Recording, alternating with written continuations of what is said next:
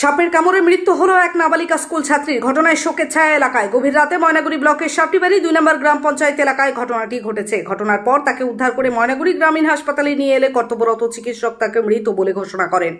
বৃহস্পতিবার ময়নাগুড়ি থানার পুলিশ মৃতদেহটি উদ্ধার করে ময়না তদন্তের জন্য জলপাইগুড়ি মর্গে পাঠিয়েছেন।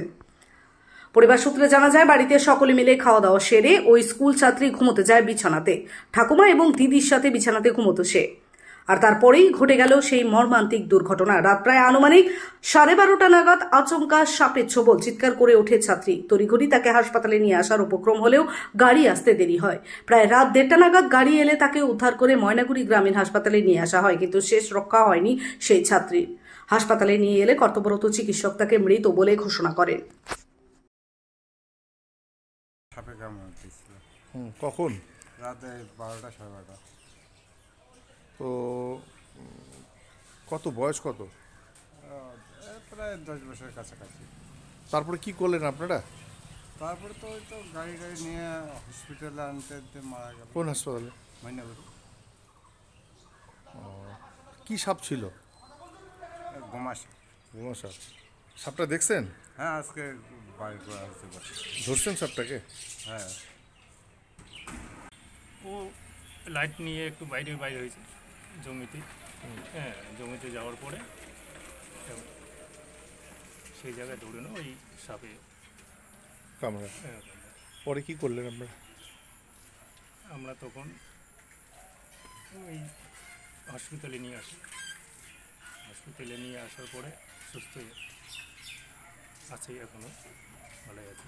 ডাক্তারবাবু বললো ভালো আছে। কোথায় বাড়ি? শালবাড়ি কুমোরপাড়া। ওই সাপে কাটে মারছে রাত্রিবেলা ঘুমন্ত অবস্থা, বিছনায় শুইছে তো আনুমানিক 12:30 1টা হবে। ওই বিছনায় সাপ কামড় দিয়েছে। একাই ঘুমাইছিল? না, ঠাকুমা ছিল, ওর বোন ছিল। তো বললাম যে কি সাপ কামড়েছে? সাপটা গোমা সাপে কাটছে। গোমা সাপ। তো কালকে কখন নিয়ে আসলেন হাসপাতালে? হাসপাতালে ধরুন গাড়ি পাইতে 1:30টা 2টার দিকে নিয়ে আসছে। তারপর মানে রাস্তায় মারা গেছে রাস্তায়।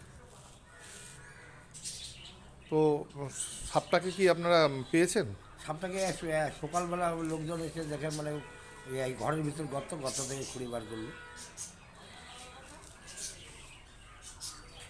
আমি সব জায়গা খুঁজলাম, কিন্তু কোথাও আমার পছন্দ মতন ড্রেস পাচ্ছি না। আমি বাড়ি আসছি।